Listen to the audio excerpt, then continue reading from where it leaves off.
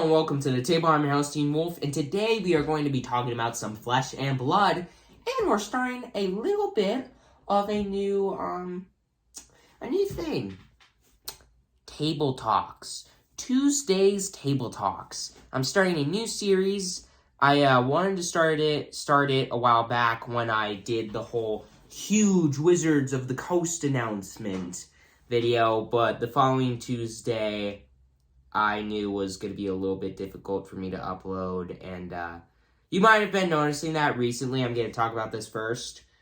Tuesday's Table Talks are going to be a thing where I talk about all the news, sometimes for the channel, sometimes for Flesh and Blood, sometimes for Magic, sometimes a mixture of the three. So, Tuesday's Table Talks, basically an update every Tuesday.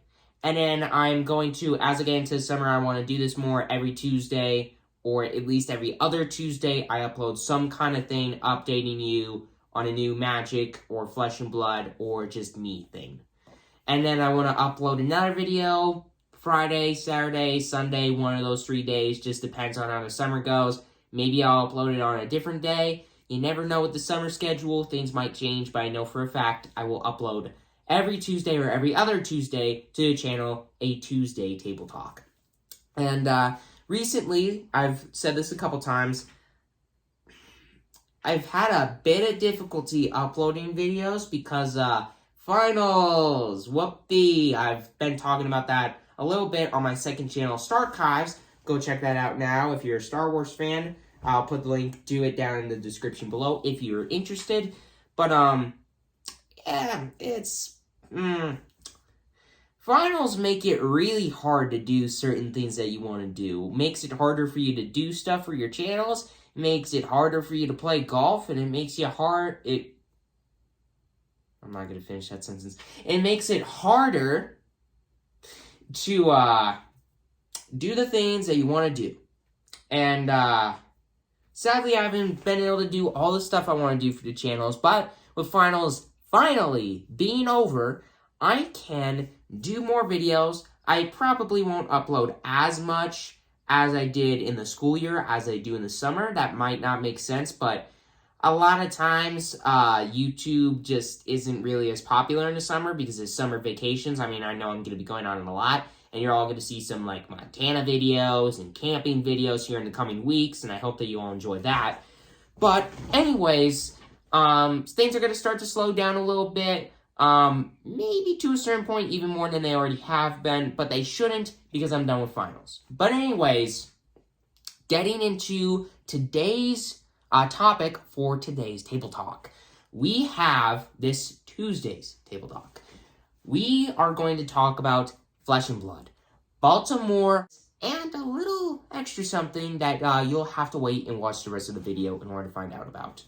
But so, Baltimore was where Flesh and Blood Legend Story Studios held their, basically, world championships and this huge Flesh and Blood event. I mean, it's not the same thing as kind of like what Magic has been doing with, like, Vegas and all the Magic 30 stuff, but it's close to the same thing. It's a convention hall with games and championships and sellers and distributors and all the kind of stuff. But it went really well in Baltimore, Minneapolis, with this last Flesh and Blood tournament. I mean, first off, the games, the championships themselves, I'm not 100% sure how they went, but I'm pretty sure I've heard that they've done really well, and, well, they did really well. And, another thing, a lot, from what I've heard, a lot of distributors and people selling stuff, which is good. You may not think it, but that kind of stuff helps Flesh and Blood for a number of different reasons that I'll kind of talk about. I'm not going to talk too much about the event itself. I'm just going to talk about how it's changing Flesh and Blood and how it's bringing good things, more good things to Flesh and Blood. So with Flesh and Blood being as new of a game as it is, it's always good to draw in more players, to draw in more people who enjoy the game, who like the game, that kind of stuff. But here's the thing.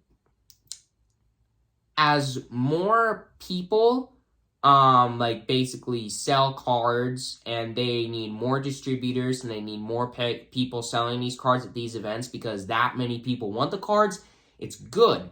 because more people are getting drawn into the game and more people want to buy the game. And that leads to Legend of Story Studios, unlike Wizards of the Coast, doing something that so far has worked out for them really well. Whenever Flesh and Blood gets more popular, you may have been noticing this recently with stuff such as Uprising and Dynasty and even Outsiders now, and then the next set coming out here soon, this July actually. July 14th, I'm pretty sure, is when the next set's coming out. But, everything gets better with those sets. The quality of the cards, the quality of the set, the quality of the mechanics, everything goes up. The price of the packs and the boxes do go up as well, which may be a downside to certain people, but supply and demand is a big thing with Flesh and Blood right now. More people are demanding for the game. They need to supply more cards, which means prices of stuff is going to go up, which, like I've already said, may suck for certain people, but whatever. It's good. It makes everything better. And the other thing is, the community likes it more, so the community, the Flesh and Blood community, keeps getting nicer, which is also a very good thing, because I love the Flesh and Blood community. Very nice people. And thank you all who are watching this, who have talked to me and done stuff with me in the Flesh and Blood community. You're very nice, and I appreciate it a lot. I mean, the Magic the Gathering community is nice too, but I kind of like your community better, Flesh and Blood, just a little bit. But anyways, Flesh and Blood, Baltimore, Minneapolis, went well. More people want the game. More people are getting into the game. Everything is getting better. The quality of stuff is getting better. All of it's getting better. Prices are going up a bit, but it's okay. Next topic, the last topic on today's Tuesday Table Talk is, the next set. And July 14th, I believe, is when the next set's coming out. And we all know about Monarch. In fact, that box is right up there. The Monarch set itself made some stuff just a wee bit busted. It introduced illusionists to the world of Flesh and Blood, which is a beloved type and class type. And illusionists are just a wee bit busted, especially in Monarch. And Monarch, you may know, has never had a supplementary set. Just about every other set has. Now, we're getting that supplementary set to celebrate Flesh and Blood's 10th set. 10-card packs. Supposedly, they're going to have way better chances of you pulling legendaries and way better chances of you pulling cold foils. Which, yeah, you have better chances than you used to pull cold foils in a basic box.